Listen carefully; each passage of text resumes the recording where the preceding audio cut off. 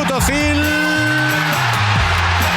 Alexis, vaya mano y el remate a gol de Lacazette. 1-0 Arsenal, Lacazette. Marca el delantero francés. This is Arsecast Extra. Hello and welcome to another Arsecast Extra, as always, with James from Gunnerblog. James, goodly afternoon? Yes, I think it is. Goodly afternoon. I mean, I think in the grand scheme of things, I don't mean it to be like goodly in the sense that, you know, a man has lost his job. We're not sort of celebrating that per se. But I think for the football club and for the team, hopefully this is a goodly afternoon on the way to a goodly weekend and perhaps a goodly few months and a goodly future. That's where I'm coming from with this. Yes, I mean, we lost a football match yesterday, so I suppose, you know, it's in that respect. But as much as we are not celebrating a man losing his job, let's be clear, we are also celebrating that a man has lost his job. Yeah, okay, we are, but I mean, it's not personal. I don't mean it to be personal or anything like that. I just think that this is a decision, obviously, that's overdue. But look, first and foremost, we learned our lesson. We learned our lesson from previous recordings when it felt like we had been dumped in it by decision makers at Arsenal halfway through a recording. Mm-hmm. They do something and then all of a sudden what we've done is completely and utterly redundant. So this morning, when the news via David Ornstein broke that Unai Emery was going to be sacked by Arsenal, we sat on our hands, in so many words, and waited until the deed was done before we started recording this podcast. Absolutely, very sensible of us. And might I say, I think I deserve some credit for this turn of events, because in recent weeks there have been a lot of messages from people on Twitter and stuff saying, James seems very healthy. Everything seems to be going very well in James's life. He seems fine. Nothing problematic is occurring to him. And as you know, earlier this week, I destroyed my laptop in an act of flagrant vandalism by pouring a latte into it. Okay, no, hang on. Let me just stop you there. What kind of a latte? It was a decaf latte. There you go. That's what you get. That's what you get for decaffing your latte. What is the point? What's the point? It's like drinking, alcohol-free beer. It's pointless. But what if it's after 4 p.m. and I want to make sure I get my sleep? Then have a hot chocolate. Don't have a latte. Yeah, you're fair. You're fair. Have a Horlicks. But anyway, and apparently it's the milk that's the big issue. The milk is really water's quite bad for a computer, but milk's awful. Anyway, it was, an unfortunate incident and one that cost me considerable amount of time and money, but it was all worth it. It's good now that you've moved on a little bit from personal injury, which is something that all of our listeners, of course, are very wedded to and hope for on a regular basis, because obviously there's a very deep fundamental connection between Arsenal's success and you hurting yourself. But, from your perspective, the pain and the anxiety and the itchiness and all the things that come with that, that's not good. So now the fact that you can have the same impact, but via inanimate objects, I think this is a step forward for you, James, and I'm very happy for you. Thanks, Andrew. That means a lot. So how do you feel this afternoon? I feel relieved, I have to say. I feel relieved because, as we've spoken about on the podcast and as I've been writing about on the blog, I think this is something that has been overdue by quite a number of weeks, if not more. So, right now, my feeling is relief that finally we've done what we should have done. We definitely should have done it before the international break. And, we've thrown away a couple of Premier League points in part because of that. I don't harbour any ill will or ill feeling towards Unai Emery. He came in, he tried, he did his best, it wasn't good enough, and that's kind of it as far as I'm concerned. It's not like he's absolutely taken the piss or not tried or whatever it might be.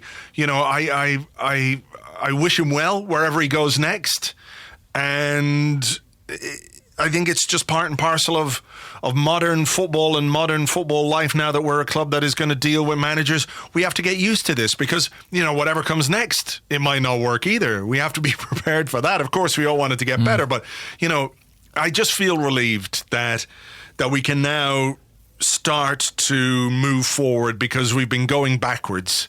And it's been tough and it's been depressing. It's been disheartening. It's been hard to watch. It's, all the concerns and worries that I've had. Not all of them. Some of them still exist. But, a lot of them are because, I want the football club to do well. I want the team to do well. I want us to succeed and to get back to where everybody wants us to be. And that's where the frustration has come from. So my overriding feeling this morning is relief. What about you? Yeah, same really. Relief that, we're not sort of trapped in that situation talking about the same thing after every single game. And I think there are a lot of lessons to be learned here for the club, from the way they went about the appointment and the fact that ultimately the appointment wasn't the right one. And I think there are lessons to be learned about the end of this manager's tenure as well. We are not a club used to hiring and firing coaches. And I do feel that has impacted and impeded the speed of us arriving at this decision. And it is late. It is late. It is belated. It has cost us more points, more matches than it needed to, and it's cost some of those executives maybe more goodwill than it needed to. Yeah. So I hope lessons are learned there. I mean, it seems it's been in the works for at least a week, really, from what David Ornstein's saying. So, yeah, I'm glad that it's done now. And if anything, and I know people don't have a great deal of sympathy with him, I'm sort of relieved for Unai Emery as well, because I was at the Frankfurt match last night, and the doom was palpable. It was not a particularly pleasant experience to be there, and it's been like that for a few weeks, really, at the Emirates Stadium now. Yeah, it has, and you could see on his face, and you could see from his demeanour that he, even if, as David Ornstein said, he wasn't aware that it was going to happen. He's not a stupid man, so he knows that the performances haven't been good enough. He knows that results certainly haven't been good enough, and it can't have come as any real surprise to him. So, yeah, look, I think for him as well, I think lost in the mists of time and what have you is the fact that I think for the most part, we all wanted Unai Emery to be a success. Oh, yeah. There was a time when we were looking at the things he was doing, things which over time perhaps became frustrations for us. We looked at them and we looked to take the positives from them. You know what I mean? The tactical changes, the halftime substitutions. I remember very clearly having this sort of midway through his tenure. It started going, we started saying, well, look, he's not afraid to change things if it's not going the way he wants. And we saw that as a really positive thing. And then it became more of a question of, well, if he's having to make the halftime changes with this frequency, does that not suggest that he's struggling to get things right in the first place, So, it's a question of time. Things have developed over time, and the frustrations have grown over time, and everything else. But I think from his point of view, it's probably a relief as well, because he must have been feeling the pressure, and he must have been feeling like a bit isolated, a bit alone. When you're in a dressing room and you're trying to elicit performances from players and they're just not doing it on the pitch, because, there's no way that what we've been doing on the pitch is what Unai Emery would want any football team he manages to do. Right? No. That's just not within the realms of possibility or realism.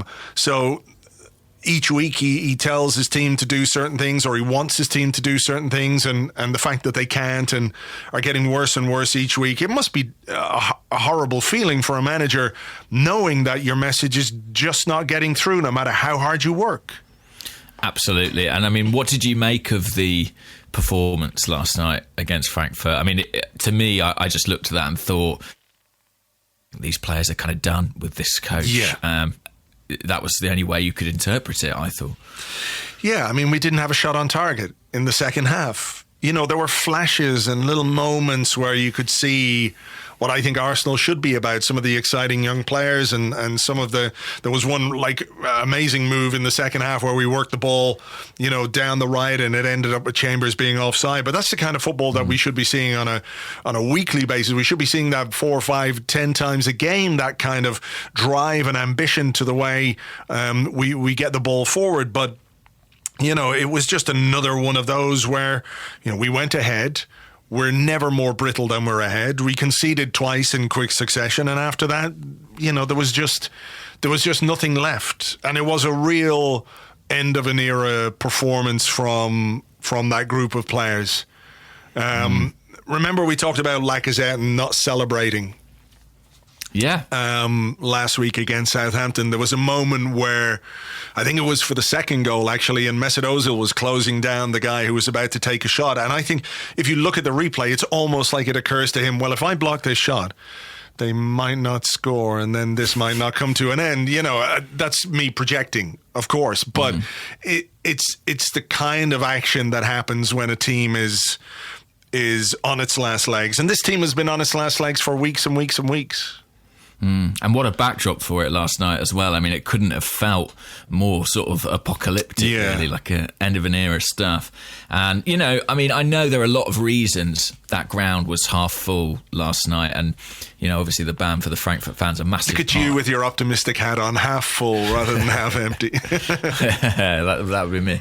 But I do think that, you know, that does speak volumes, and the empty seats did for Arsene Wenger to an extent, and I think they, you know, it was not full against Southampton at the weekend, and I'm sure that contributed for Unai Emery too. I mean, fans had grown quite disenchanted. So many people I knew just couldn't really be bothered to go to the game last night, and I do have a real sympathy with that. You know, I mean, certainly as I walked there in the rain, the thought crossed my mind, why am I doing this? But yeah, I'm just glad that it's done. I would say that for me, it doesn't completely absolve, you know, those who prevaricated and delayed in making this decision. I think it could have happened sooner. It should have happened sooner, and that would have been healthier for the club, for everybody concerned. My overriding feeling is, like you say, relief and excitement as well. You know, this is one of the most exciting times to be a fan of a football club, because you've got that blank slate, all those possibilities are open to you, you know, and we can have that belief, which we haven't had for so long, that things are going to get better. Yeah, potentially. You know, I think there are wider issues, and we might discuss those in a few minutes time, but I wanted to just sort of weave in some questions into this, and we've one here from Tony McPartlin, who's at Tony McPartlin on Twitter, who says, hi guys, was there a clear turning point where it all went wrong for Emery, or is it just that he was never the right man? For me, it was the 3-2 home defeat to Palace last season and our subsequent missing the open goal of Champions League football. And I have to say, for me, the end of last season just set off so many alarm bells. It really, really did. The fact that we just took 7 points from our last 7 games, we missed out on Champions League football the way we did, and, you know, whatever about the Europa League final, that was annoying and that was painful, and to lose to Chelsea and lose comprehensively was obviously bad. But I think for me, the way we blew the top 4 last season, just I think I was never able to get over that failure, I guess, when it came to assessing Unai Emery. And, you know, I'll admit I was willing at the start of this season to give him the benefit of the doubt, you know, the mitigation of it being his first season, and of course, you know, another transfer window in which he could bring in some players that he wanted to bring in. But for me, that was a good chunk of why I felt like his time here was not going to end well. Definitely a massive factor. I mean, one of the things that occurs to me about Unai Emery and where it all went wrong for him is, you know, I think it's kind of death by a thousand cuts. I mean, there are so many issues here that have kind of undermined his management of the club. I mean, one I can't look past, and it's one that was associated with him as at PSG is his individual man management. And we've spoken on this show about how many different players have kind of been involved in, friction potentially with the manager. And that goes all the way back to, his start at the club and the decision with Aaron Ramsey not to extend his contract. And then the fact that Ramsey kind of came back into the team. I mean, all that stuff, it all feeds in. Clearly, since the spring and since Ramsey, to be honest, we have been really bad and he's been unable to arrest that. But I think there are so many different reasons. For me, as someone who was so behind the idea of a new manager and really energised by it, I think what I find it difficult to look past is the way in which he sort of has folded points of principle so many times. Yeah. And, going right back to the first half of last season, Mesut Ozil was out of favour, Aaron Ramsey was out of favour. And granted, results kind of dried up after that 22-match unbeaten run around Christmas time. And when he needed something, he turned back to them. And in my eyes, the way that he sort of folded there massively undermined his authority. And I think it must have undermined his authority in the group too, because suddenly he became this figure who, what he says, you don't necessarily believe. And I just think that since then, really, it's felt like someone continually trying to kind of close a gap or make up a deficit. And it's all felt a little bit desperate. Yeah. And I think Unai Emery would probably say, you haven't seen the real Unai. If you don't stick to your guns, then it's very difficult for us to know, what is the real Unai Emery. Yeah, I think as well, look, if we're being completely fair here, we always knew that whoever was going to follow Arsene Wenger was going to have a really difficult job, right? I see a lot of people sort of tweeting stuff like, well, this is what you get for getting rid of Wenger and all that kind of stuff, as if that wasn't the right thing to do. It was the right thing to do. Arsene had stayed too long and it was time for Arsenal to make a change. The fact that this particular change didn't work, doesn't mean that it was wrong to move on from Arsene Wenger. And I think, in the background, there were obviously things going on. There were power struggles and all that kind of stuff going on with, Gazidis leaving, then Mislintat leaving and Raul taking over and, just the general seismic change that was going on at Arsenal as a football club. Like you mentioned, the Ramsey thing and the contract. I don't think that would have been... I don't think Emery is the one who said we should withdraw that contract offer. I really don't think that. I think he's had a lot of issues to deal with, some of them of his own making, some of them not. You mentioned the authority, and I think that was a very big one. He had this ongoing, or still, he doesn't anymore, because Mesut Ozil has outlasted him at the football club, and it looked, completely absurd that might be the case some time ago. But, it is, the authority of a manager coming in and picking a fight or trying to display his authority via an altercation or whatever you might call it with the team's biggest star. Maybe he was absolutely justified with that. But like you say, going back on it was probably the start of the undoing of him in terms of, the way he was perceived in the dressing room. Because, if you're going to be an authoritarian, be it. But you can't be it one day and not be it the next day, because then everybody knows it's just a fake, a facade and what have you. So, I think he's done his best, and his best wasn't good enough. And I don't think really... I never got the sense that he was quite the right man for the football club, regardless of the fact that we were going through change. I don't think he connected with what Arsenal should be or wants to be. And even the stuff when they hired him to say he'll build on the platform that Arsene Wenger put in place and, all that kind of stuff. He never really displayed a true understanding of that to me, because I think genuinely the fans would have been a bit more patient with... I won't say similar results, but iffy results if there was more ambition to the way that we played the game. And I think, the cautiousness was something that really got irritating very, very quickly. Yeah, I think you're right. And personally, I would have loved the football to be a bit more expansive. But I do think, the point's been made to me recently by a few other people that Arsenal do have a history as a team who were a bit more defensive. And in the 80s and early 90s, that was very much the identity then. And people were able to get on board with that at that time. And I think if we were doing that well, effectively, it'd be a different kettle of fish. I mean, Emery was kind of undone by the fact that he was pragmatic and cautious, but our defence was still bad, basically. Yeah, it was, and it remains bad. It really does. I'm just sort of laughing to myself as I think of Socrates at the moment, and a player who's... Yeah, anyway, no need to get into individuals at this point.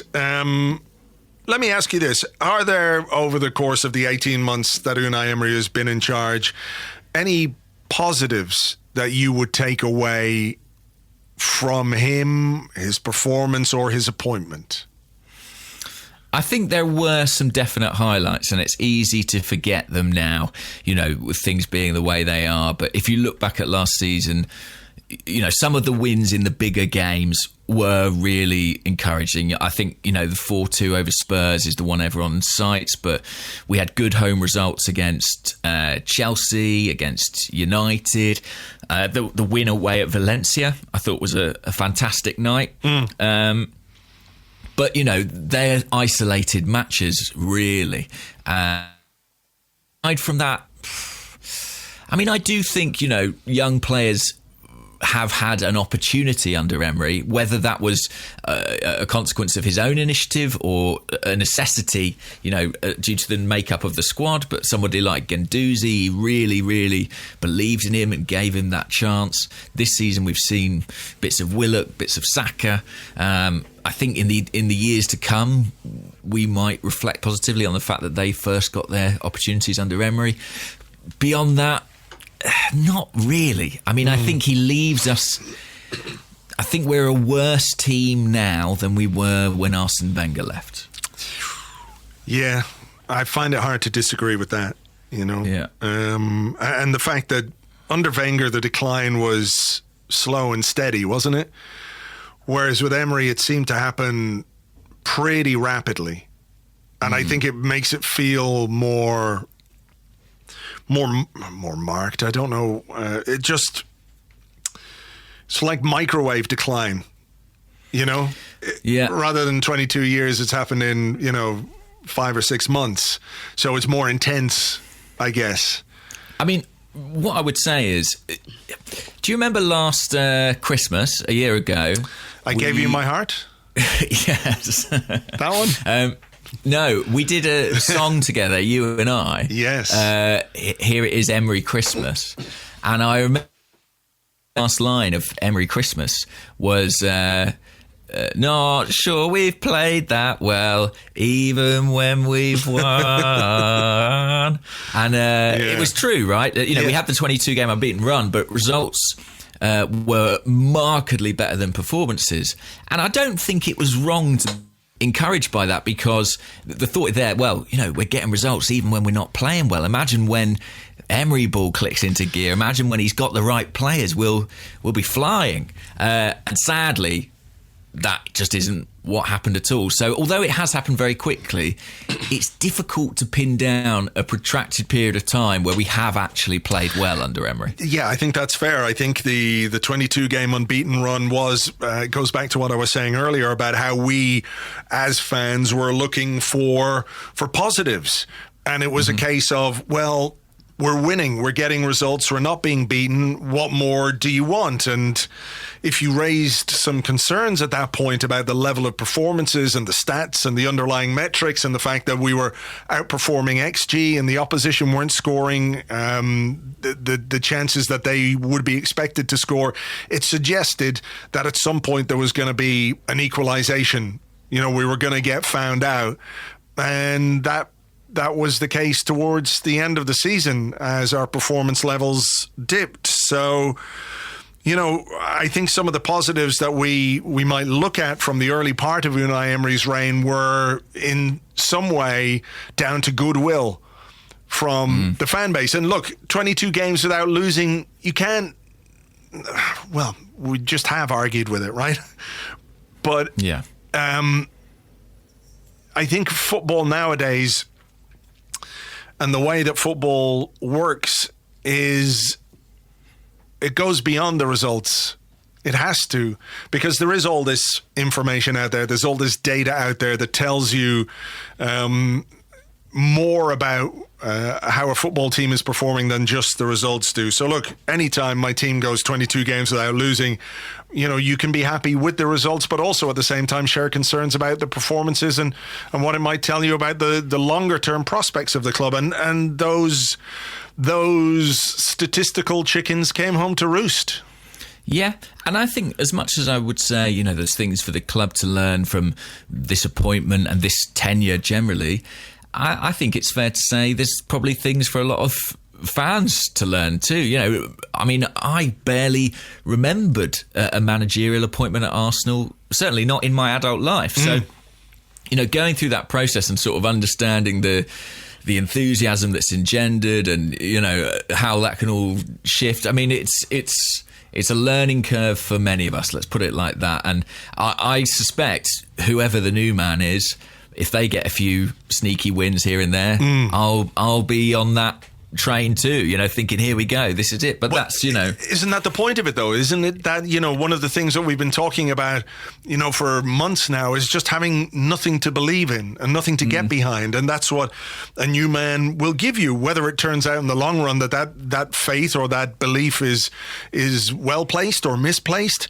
Only time will tell, but that is part of it. It's like, okay, that didn't work. Okay, let's move on. It's not the end of the fucking world if a manager comes to your football club and doesn't work out. It's just not something that's within the experience of many Arsenal fans who have, for generations grown up with one man in charge. So I've this idea that was going around, and it was something that was said to me that, the club itself they didn't want to be seen as the kind of club that would just sack a manager willy-nilly as if this was some terrible thing that you could do to a person, rather than it just being, it's business, it's a job. And if a guy's not doing his job or he's not performing to the level, then you get rid of him. I mean, they do it with players all the time. The minute a player is deemed to be expendable, they're generally gone, unless you fucking land yourself with ones you can't get rid of because you're paying them way too much or, but it's just another business transaction. I think you made a good tweet about this because you were comparing it to Wenger a few weeks back. And somebody said it was, it's just business the same way as it was with Wenger. And you said something along the lines, well, with Wenger, it was a divorce.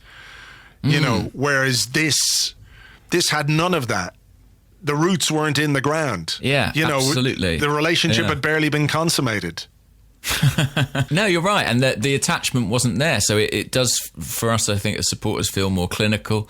It should be easier for the club. And the other thing is that we've all been sold this idea of a new structure where theoretically moving a coach on or bringing one in shouldn't change that much, shouldn't cause great disruption. So this will be the test, won't it, of that structure? Certainly. Yeah, it will. I mean, some thoughts on how long it took to make this change and maybe what it is. I mean, we did it on the podcast on Monday, didn't we, where we said, what's your faith in the football executive committee, in Raul Sanllehi and those people? And I think in some ways they've been taken a bit by surprise by quite how marked this decline was and how quickly it's happened and how rapidly supporters have lost faith with what's going on.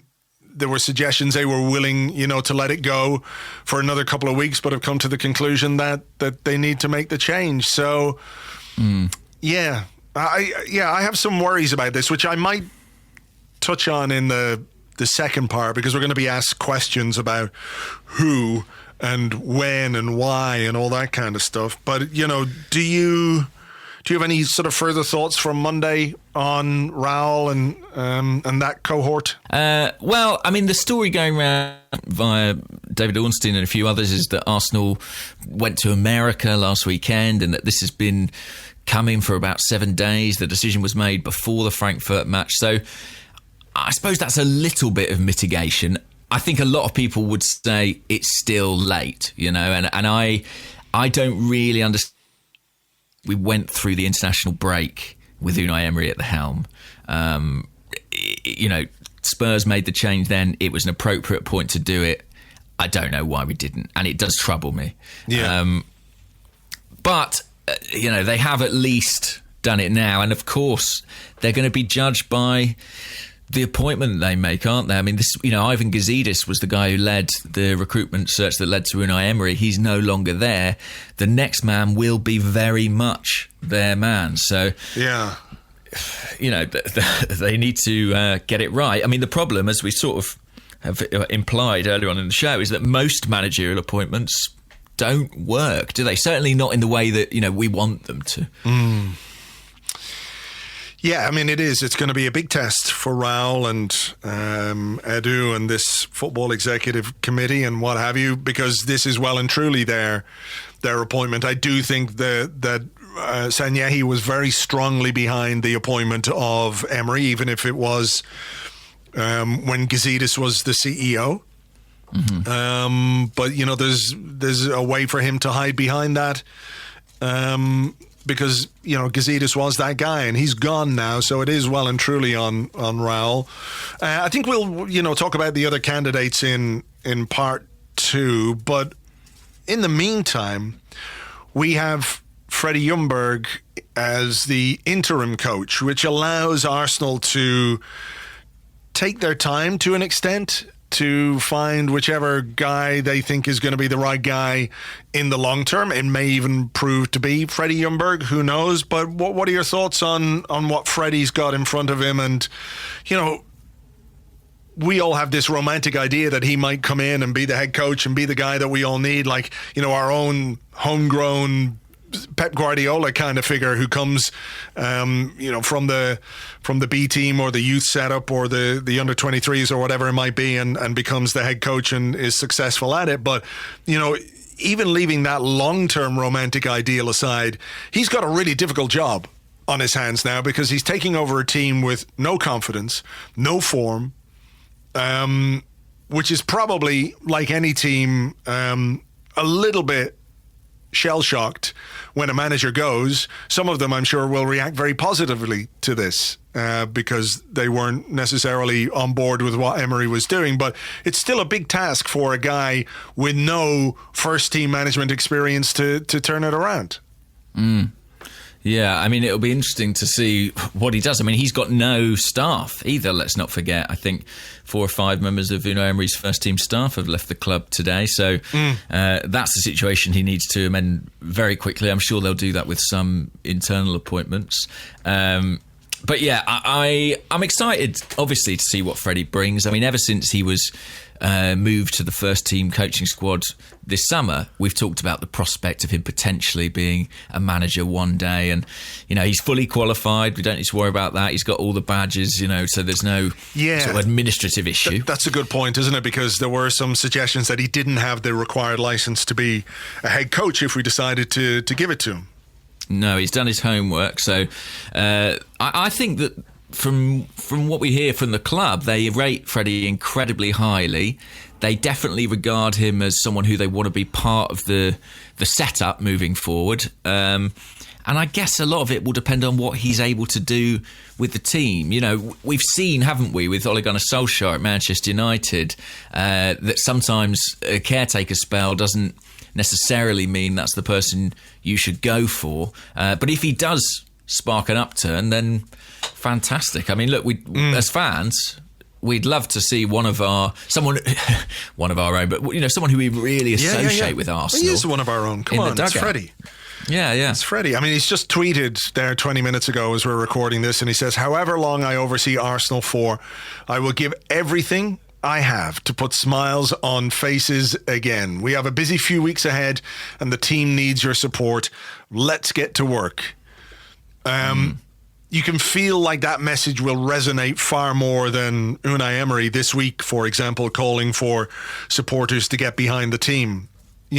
Which was a look. I can understand why he was doing it. It was a desperate situation, and he was looking for as much support as he could. But it had gone too far the other way. Whereas that, I think, will resonate with people. When you talk about him being one of our own and they want him to be involved, do you think that will perhaps have an influence on their thinking when it comes to whatever long-term appointment they might make?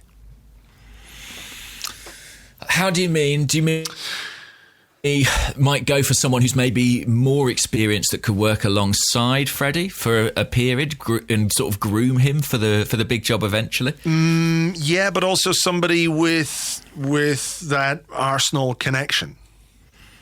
Potentially.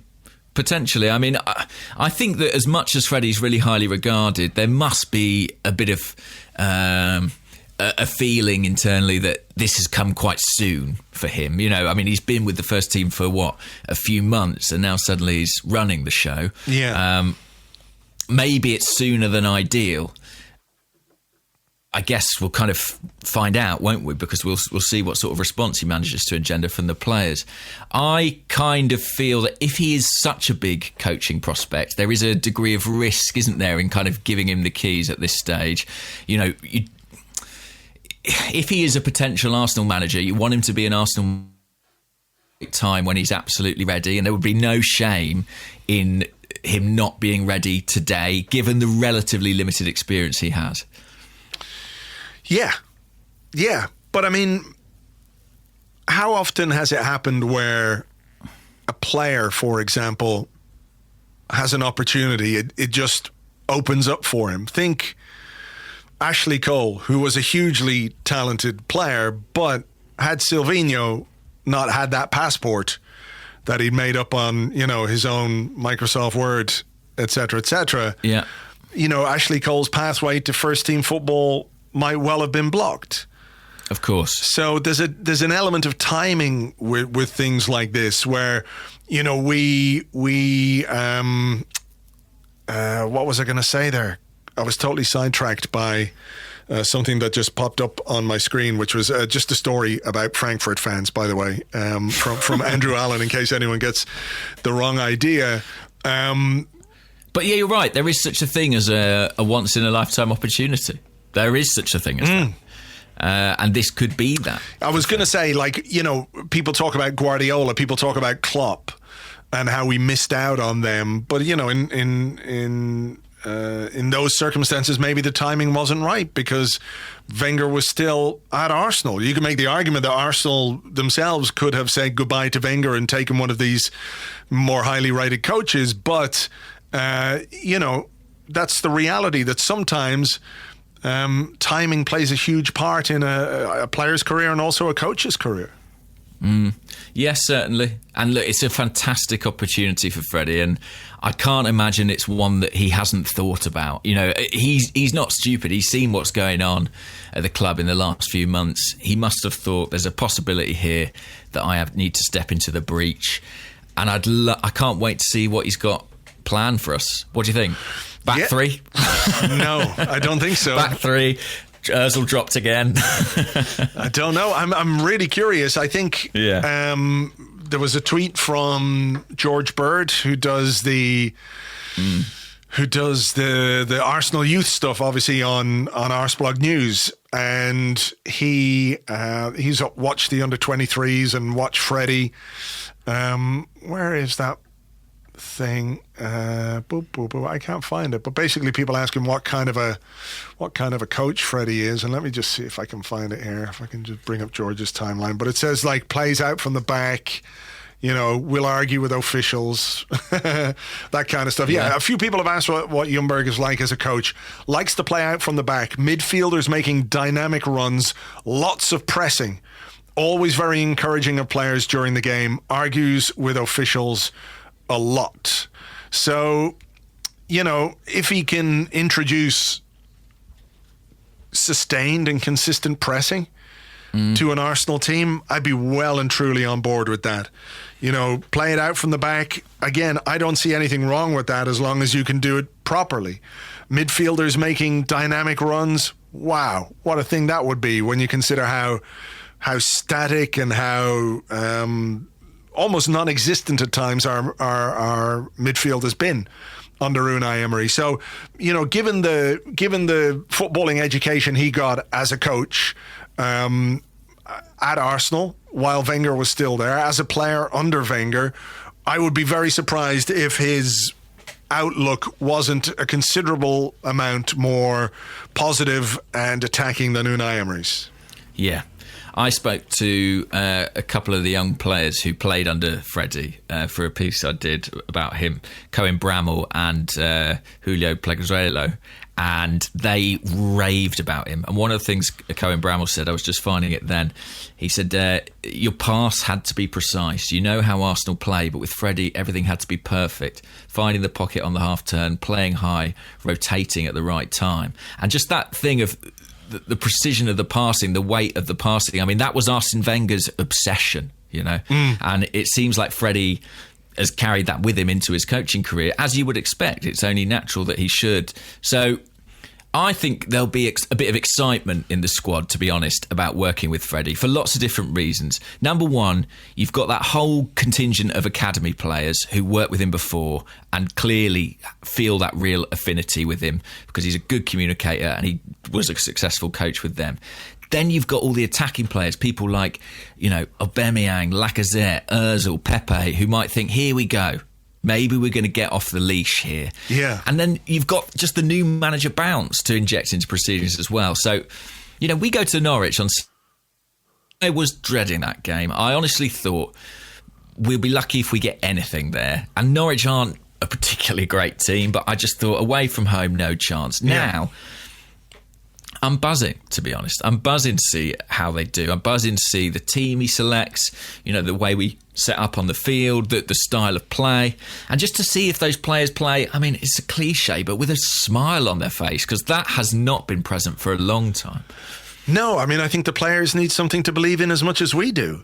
You know, I know people say, well, you've got to look at the players and their part in Emery's failure, and that might well be true. Maybe some of them haven't played as well as they could have. I think that for the most part is true. I think, you know, I've said this to you more than once, that I think the players that we have are capable of far more than we've seen. And I don't really think it's a case that they've downed tools, but when you're working in an environment where you don't believe in what you're being told, we saw it at the end of the Wenger era as well.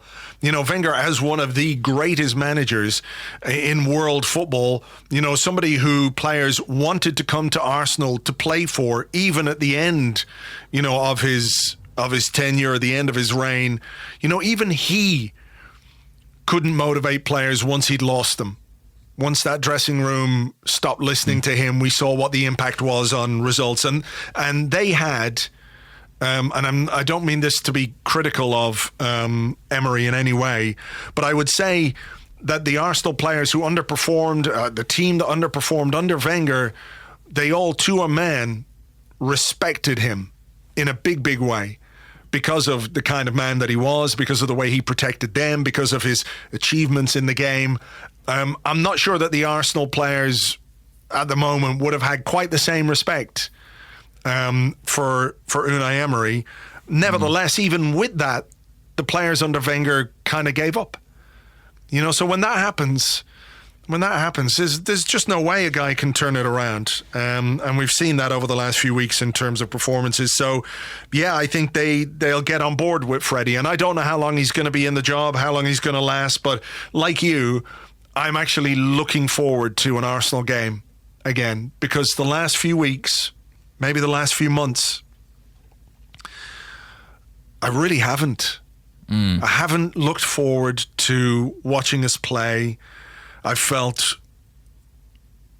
conflicted, and that's an awful way to feel about the football team that you support. And, you know, I'm glad we've got something different on Sunday, and I'm excited to see what he does, how he does it, and what the impact might be. It might take him a couple of weeks, but like I just feel I feel like he will understand the way that Arsenal should play football, and I think that's something we can get on board with. Yeah, and look, fundamentally, he's someone who we have a relationship with, and there's going to be a lot more, love for him just from day one. Unai Emery could have put out that tweet you read out earlier from Freddie Ljungberg, and I think people kind of collectively shrugged their shoulders, but it's Freddie Ljungberg. It's someone who we want to succeed desperately. And I know we did want Unai Emery to succeed, but this is a different case. And I think, for however long he's in the job, he will have the backing of the fans, because I think there's a sort of collective sense that it can't be any worse than what we've had so far this season. Yeah. I mean, in fairness, there was an element of that when Arsene Wenger left, wasn't there? Well, it can't get any worse than this. And look, we were wrong. Yeah, we were wrong, and it did, and it might. But like that's the fucking whole point of sport as well, isn't it? Like, you can't confidently predict that this is exactly what's going to happen. You're along for the ride, and the ride could be enjoyable, the ride could be terrifying, the ride could be dull and lifeless. But all you can do is react to what's going on while you're being ridden, if you like. Absolutely. And maybe this is all necessary as well. Maybe it getting a bit worse before it gets better is part of the process of moving on from Arsene Wenger, and maybe in the fullness of time we'll see it as a thing we had to go through to get where we wanted to be. Certainly it feels like that. It has been tricky, but it has only been 18 months of our lives as Arsenal fans. So now we can look forward optimistically, glasses half full. Yeah, wipe the slate clean and we go again. Exactly. All right, let's take a break. We'll come back with some of your questions and more in part two. I mean, most of the questions are, who's going to be the new manager? But we'll tell you in part two. Yeah. No spoilers. Yeah, no spoilers. All right, we'll be right back after this.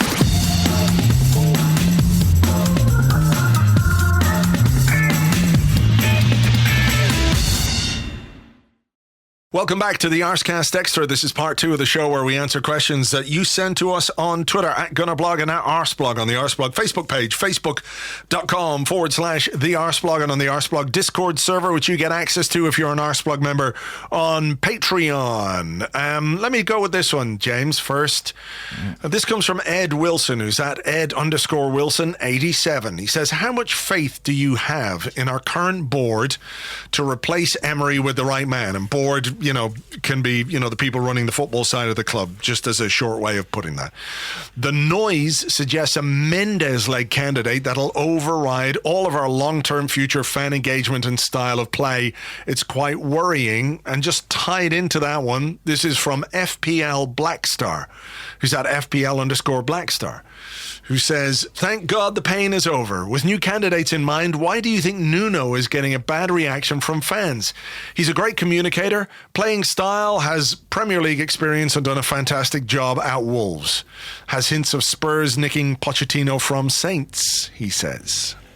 Well, I think that one of the reasons that people are concerned about Nuno, because I was surprised at the strength of the reaction. A lot of people very unhappy about that link. Is his association with Jorge Mendes and, that kind of super agent world. And obviously, we've spoken about Edu's links with Kia Jarabchian and Kia and Mendes have an association, having worked together in the past. And I guess there is a fear that the club will get kind of enveloped in that sort of business. But it's a really tricky one, that, isn't it? Because it's such a double-edged sword. On the one hand, mixing with those people might get you the players you want or the players you need or help you get deals done. On the other, you end up slightly at their behest. So, yeah, I think it's a tricky one. What do you think about Nuno? I don't want him for many of those reasons. I think Wolves, he's done a good job at Wolves, no question about it. But I think he's been given a playing squad at Wolves that Wolves shouldn't really be able to have. if that makes sense. Because of the connections to Mendes and the players that he's brought in, the deals that he's done, etc., etc. I think the other thing to consider, and you might say I'm an idiot or I'm delving into the realms of conspiracy, but who is George Mendes' best friend? Mourinho. Yeah. So are we going to give control of our football club and our transfer business? Because make no mistake, if you have a Mendes appointment as manager, Mendes is having a very significant role to play in your transfer business and your recruitment, right? So are we going to give him carte blanche to bring in the kind of players, that he wants, so he can move players through Arsenal Football Club and take all those agents' fees, while his best mate is manager of Tottenham down the road? That doesn't sit right with me at all. So, I think Nuno has done a good job at Wolves, but I think the Mendes connection, the Mourinho connection, the way that it would dictate our recruitment over the coming years, I think is something that I would not want for Arsenal Football Club. And that's where I would have serious concerns about Nuno. Do you want the good news? Sure. Literally, as you were just talking, I've had a text that suggests that that's probably a red herring, that one. Okay. That's, if you don't want Nuno, I don't think we're going to get Nuno. Okay, that's good. Well, I'm happy then. But it seems almost pointless to say it now, but the only thing I'd say is I've weirdly have quite a lot of mates who are Wolves fans, and so I've paid a bit more attention to them than I otherwise would. And I do think there are some really positive attributes in him as a coach. I know he had a tricky time in some previous jobs, but he is a great figurehead for that club. And I think he'll get a top job somewhere. I just don't think it'll be at Arsenal. You don't worry that he might be a little bit Marco Silva, maybe? Maybe. But, he'll get a good job because he's got a good agent, ultimately. Yeah. So, he'll turn up somewhere, but I don't think... look, it's interesting. There was all that talk about Mourinho. It ultimately didn't come to anything. Talk about Nuno. It ultimately looks like it might come to nothing. What's the common link there? It's come from an agent who might be in the interests of that person to put the story out. So, yeah. I think we can take it with a pinch of salt. Maybe so, but I do think there is a connection between Mendes and Raul. Let's not be blind to that either. It's not just Mendes having a laugh or anything like that. So just back to the original question, leaving Nuno to one side then. What is your faith in this setup to make the right kind of appointment? Honestly, it is. I have more faith in this the setup that replaced Arsene Wenger, and there are a few reasons for that. One is the presence of Edu, the absence of Ivan Gazidis, and there are other people within the club of increasing influence, people like Jason Rosenfeld or maybe even Per Mertesacker, who might be consulted at least in this process. And I'd like to think that between them, we can arrive at a good decision. I'm relatively optimistic about that. What about you? I'm not quite as optimistic. I want to be, but I'm just not able. I think the last few weeks have shaken my faith in those upstairs. I do think that there's perhaps a little bit too much power with Raul Sanllehi and not quite as spread out across this committee as we might like. But I don't know. What can you do about that? We'll wait and see. I think where we said earlier on, there's no hiding place now. No hiding place for this appointment. Whatever appointment Raul Sanllehi makes, this is a Raul Sanllehi appointment. The club will, of course, dress it up as, we believe that he is the right man, and we went through due process and did our due diligence with all these various candidates, and we have decided. But ultimately, Sanllehi is the head of football. And, while the Cronkies have to green light whatever appointment comes next, they don't have a clue. They don't have a clue as to who would be a good man or a bad man or anything else. No. So they can only work on the advice of the experts, if you like, that they've put in charge of their investment, which is Arsenal. So it's going to be a very interesting one, I think. It is super interesting. And what way do you think they're going to go? Because Emery was a safety first appointment, right? Mm-hmm. I think we understood that.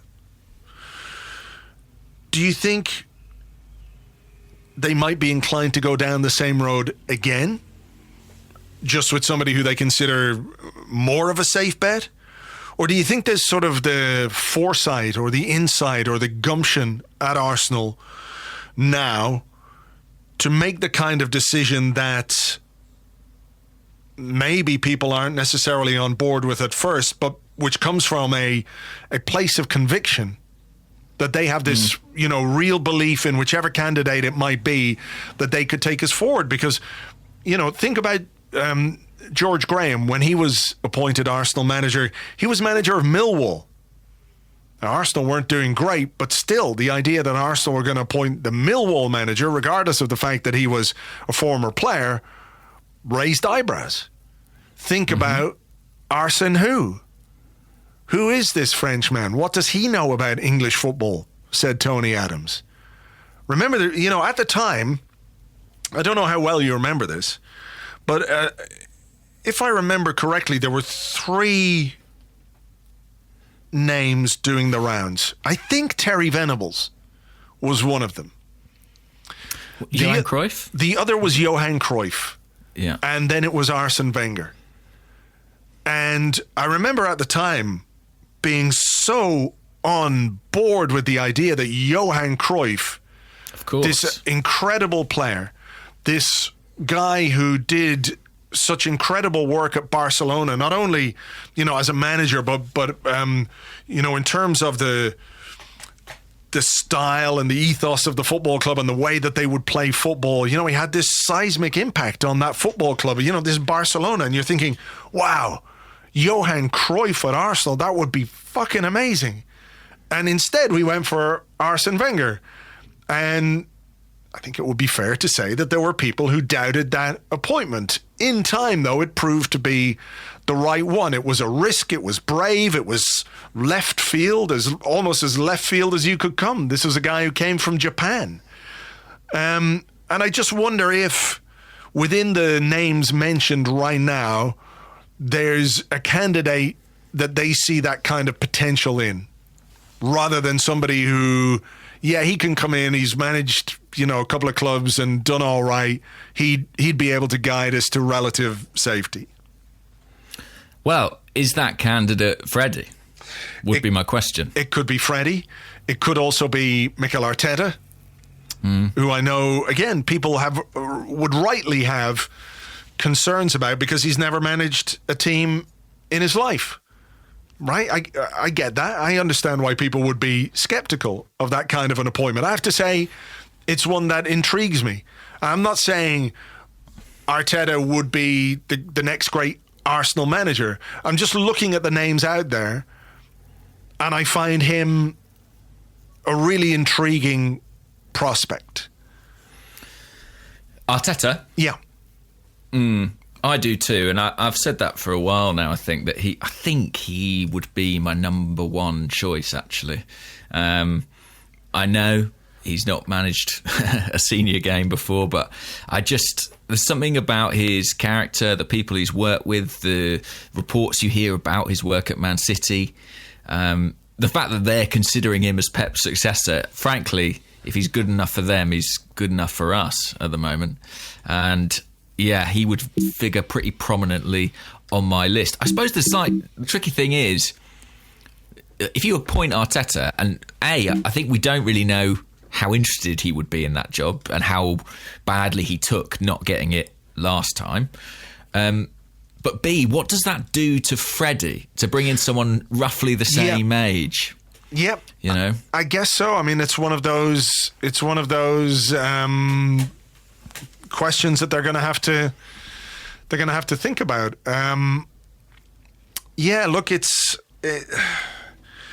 Look, I mean, what else do you think of the candidates out there? Pochettino. I don't think there's any realistic chance of Pochettino becoming Arsenal manager. I know people say he's a really good coach and he's available. Do you not think there's something intrinsically dangerous about appointing a former Tottenham coach as Arsenal coach? Because maybe he won't be given the kind of time or leeway that he might need simply because of his connection with that club. Do you think people would be willing to overlook the 5 odd years at Tottenham and the fact that he said he'd rather be a farmer than ever manage Arsenal? I just don't see how that would work.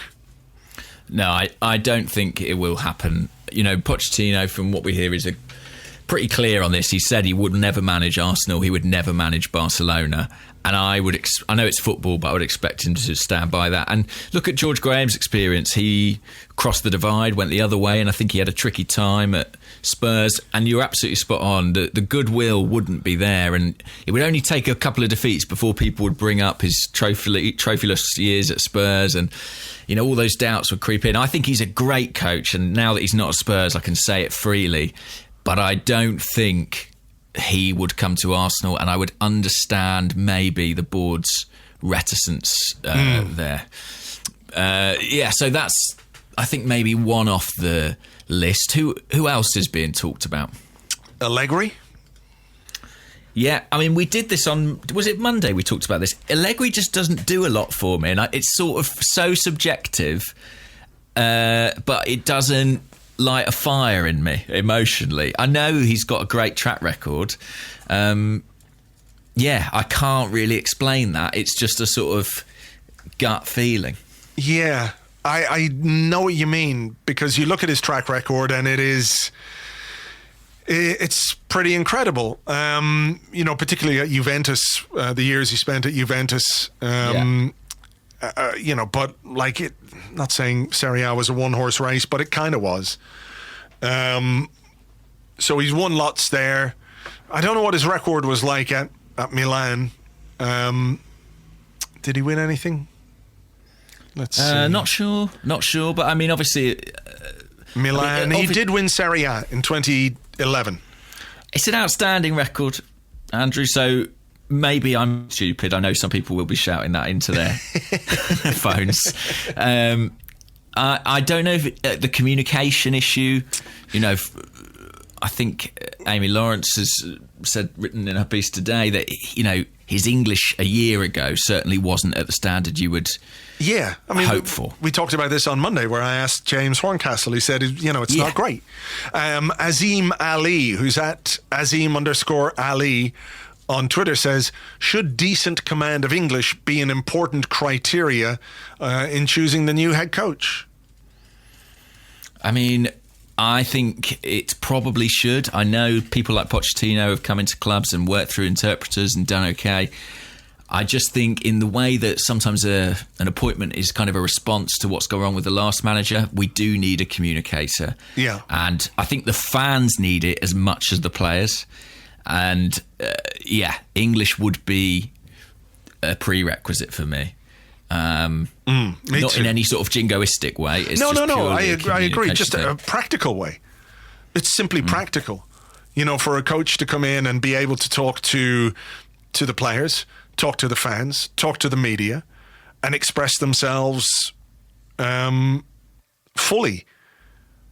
I think probably Emery has suffered a little bit because of that. And I've always said here that I thought his decision to come in and speak English from day one was both admirable and brave, because it's not easy. And it's very difficult to speak in a second language. And you don't have the range of vocabulary or expression that you do in your native tongue unless you're, absolutely fluent in that language. And that takes years and years and years, right? I mean, even Arsene Wenger's English improved over the years while he was at Arsenal. So I just think that from a communication point of view, when it is so important, I think we do need somebody who isn't going to endure the same kind of problems, whether it's via translators, whether it's via stilted media interviews or press conferences or whatever it might be. You know, I think it's part of the bigger picture. Like, we have to get something to get on board with, and, you know, a really talented coach might be a really talented coach, but if he can't talk to us, or if we can't hear him, then, you know, that makes him the wrong man at the wrong time, you know? Yeah, I think that's absolutely fair. Well, what about a candidate who does speak fluent English? Do you think there's any chance of Brendan Rodgers? No, I don't think so. Why would he? Well, he probably would leave Leicester, wouldn't he? Because, you know, even as poor as things are right now, Arsenal are a club with much greater stature than Leicester. We're not a better team than them right at this moment in time, but as a club, yes, and Rodgers would certainly, I think he would, you know, turn over his own mother to get to a bigger club if he felt it was the right thing for his career, you know. Mm-hmm. I'd find it hard to warm to him just on a personal level, but as a coach, he's done very well at Leicester. He's got that team playing some really excellent football, and I don't know that we can afford to be that snobby. Just because I don't like someone's face is not a good reason for Arsenal to give them the job, if that makes sense. Do you think he's a good coach? I think he is, yeah. I think he is. It was never really about his coaching ability. Although I do think his time at Liverpool was slightly... I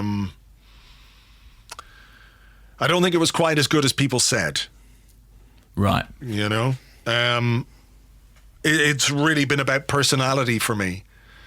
You know, and this is a guy who has... Yeah, just personality, really. I find it very hard to warm to him, and but as a coach, I think he's probably decent. Yeah. Yeah, I mean, I have to say, I really like Brendan's work as a coach. I think Brendan, like he's my friend. Unky Brendy. Unky Brendy. I think he's, you know, an irritating character at times, but a good manager. Now, I don't see him leaving Leicester, certainly at the midway point of a season. Well, he left Celtic just before they were winning 9 in a row or whatever it was. Yeah, maybe you're right. Like he would. Like he'd push his kid off a cliff for a step up. That's wrong, isn't it, to suggest that he would murder his own children? I just mean that he is an ambitious guy. So I get the feeling you don't want him. You don't want him. I mean, the trouble is, you know, some people don't like him. I don't especially, but I really think he's a good manager. So you know, he would definitely be on my shortlist. I'm just trying to think if there's anyone else in the Premier League. Not really. People will talk Eddie Howe, but I don't think that's realistic. I mean, I think you start looking abroad then, and if you're looking at summer appointments, then there's Nagelsmann and there's Ten Hag and those guys, which is why maybe somebody like Freddie could be given the rest of the season. Do you think that's likely, that he'll get a good solid stint? You know, if it was... The club are going to have to, in this period of time, stick a lot of irons in a lot of fires, right? And talk to a lot of people and see what the interest is in those people in doing the job at Arsenal. And some of that might be, would you be interested in doing this job? And it would be yes, but I will only take over next summer. And it depends then if they're prepared to wait for that candidate. So we could see Freddie get longer than people might think. Or with someone like Arteta, you know, given the situation at Everton, who might themselves be looking for a new manager sooner rather than later. And Arteta obviously has a very deep connection with Everton. they might feel that in order to get their guy, if they want Arteta, they're going to have to get there before Everton do it. So it's a difficult job. Oh shit! What was that? I don't know. My phone fell off the table. You're wrecking your phone. That means we're getting... Who are we getting? Who's the greatest manager around? I can't remember. Ten Hag's, the Nagelsmann. I personally think they're out of our reach. Is that fair? I don't know. Without Champions League football. Yeah, that's a point. That's a point. What about old familiar names like Carlo Ancelotti or something like that? You know, I talked about Rafa Benitez during the week on the blog. Yeah. And I think if you were going to give somebody the job on a short-term basis, Rafa Benitez or someone like Carlo Ancelotti, who has, vast experience, would probably do a decent job until the end of the season, particularly if you're looking to win a European trophy. And Benitez has won the Champions League, he's won the Europa League, Ancelotti's won the Champions League how many times? 3 times, 4 times, and given the increased importance of the Europa League to our season, you could see why that might be a good relatively short-term appointment until such time as the summer arrives. But then with those guys, do they want a 6-month contract? I don't know. Do you get Ancelotti if you're only offering him 6 months? I don't know. Well, no, I would say. Not when he's already currently in a job as things stand, Patrick Vieira? Patrick Vieira, I mean, I would be really interested to see it, I have to say. He has done the job. He has gone and been a manager in America, in France. Nice aren't having the best time in Liga, but when you look at that situation, there are a lot of extenuating circumstances. They've had a crazy situation with their ownership. They've had a lot of problems with players. They had a thing where they had to sack a guy earlier this season because he nicked one of their players' watches. So I think he's been in a very tricky situation there. The work he did in MLS was brilliant, and he's Patrick Vieira. Do you know what I mean? He's Patrick Vieira, and that does a lot for me. I mean, the trouble is, and it's sort of worth couching all these conversations with this, none of us know. I mean, I know I've made but none of us know how a manager is going to do we? Like, you can make what seems like a theoretically good appointment, and it can be a disaster. And there is just there is an element of pot luck, isn't there? Like, you hope you get the right guy and it all clicks. Well, yeah, I mean, you obviously have to make a choice, but you're making an informed choice based on information and statistics and data and interviews and suitability and availability and all those things. So it's not like you throw it up in the air and, that guy, okay, let's see how he goes. So there is a process that you can go through, to minimize the risk, which isn't to say there isn't there's always a risk, but you minimize that by going through a good process when you're appointing a manager. Sure. You don't just give it to Tim Sherwood. I understand that, but I sometimes think people look at what he's at Nice now. People say, well, they're not doing very well, and I'm like, well, you have to try and separate that from the context, and it's very difficult to know how he might do at a different club with a different set of players in a different situation. That's all I mean. It's just, there is a kind of unknowable element to this. I mean, obviously, it's not just random, but... Sure. Well, in as much as Emery was the wrong man at the wrong time for Arsenal, Vieira could be the wrong man at the wrong time for Nice, or not quite the right man, and could turn out to be the right man at Arsenal. I'm not saying that is the case, but, we have to look at it in those sort of contexts. So, there's all of these names floating about, and, at this point it's so fresh, we've got no clear idea of who it is they want to go for or what direction they want to take. I did notice something within one of the Athletic pieces today, which said that as recently as the start of this season, Raul Sanllehi had been pushing for a contract extension for Unai Emery. That doesn't fill me with a great deal of faith in Raul. And maybe it explains why he was, so desperate to hang on to him. Yeah, certainly. I mean, the only thing I would say is that, when in that situation, there were reasons it didn't get over the line, and there are people within the club who could see the context and that it would not have been a good hope that those people are included in the appointment process too. But that is a troubling fact, certainly. It's such a fascinating time, though. I mean, because it really feels like it could be anybody. And to be honest, I know we talked about Freddie, but to me it feels like he answers everybody else. If they give him a decent spell, and I think we could be looking at a decent spell. I think they'll only move to replace him if it's not working out.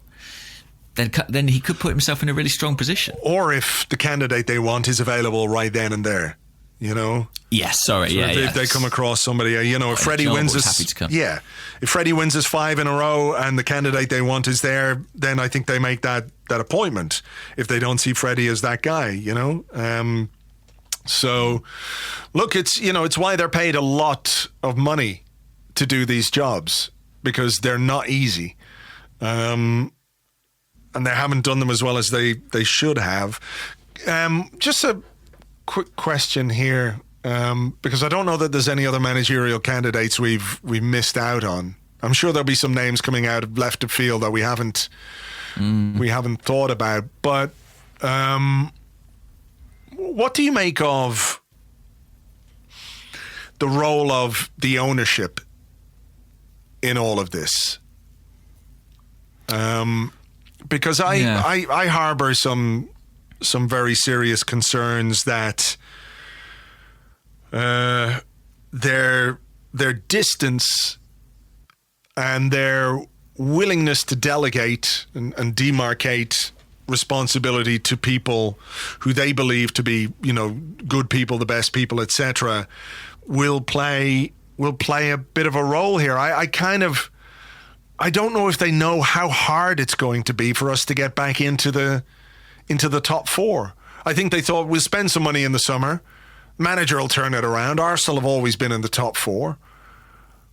Like, what if the next managerial appointment doesn't work out? And what if, it becomes more clear that one of the issues that we have are the people running the football side of this club? I mean, how in tune do you think they're going to be to dealing with that kind of situation? I do think their distance slows things down. That's my main observation about it. That, if they were more plugged in, I think it might have expedited this process. I think it's really tricky because it's the whole thing about Kroenke, isn't it? That he lets the people in charge do their jobs. And on the one hand, that is kind of what you want from an owner. You don't necessarily want someone interfering with expertise. On the other hand, if those people aren't as competent as they're supposed to be, you get problems. So really, for me, it's more about, what we're calling the sort of executive committee. I'm looking at them now, and I'm looking at them to get this right, because it will be their recommendation to the Kroenkes ultimately who comes next. And I think it's big for them, but I do wonder how much it's damaged the perception of them. The fact that this Emery saga has been a bit drawn out. I do wonder how much that's hurt them and what degree of faith there is in them. I just hope when we do appoint somebody that, I mean, I know, we can go through the candidates and you might think this guy's good, or I might think that guy's good, or we might disagree on this or that, but I hope, as happened with Emery, in fairness, when a new man is appointed, or whether it's just, Freddie for the meantime, we've got to get behind that decision. We've really got to, because this club is at its best when everyone's pulling in the same direction. And that, that goes for the fans too. So I'm just looking forward to not having to debate it, game in, game out. For a while. Yeah. I remember saying to you when Emery was appointed, you know what I'm looking forward to? I'm looking forward to talking about football.